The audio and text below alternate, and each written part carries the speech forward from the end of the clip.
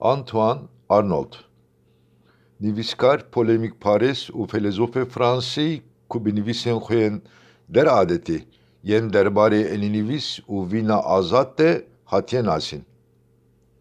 Dînnasê ku di sed sala hevdehan de wekî nûnerê tevgera jansenîst hatiye dîtin.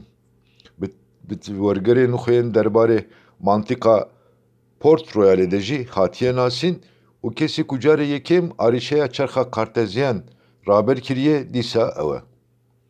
Derbarê felsefeya kartezyen de bi malepran hîreye ketiye polêmîkan û berhemên Leibnizî bi tundî rexne kiriye.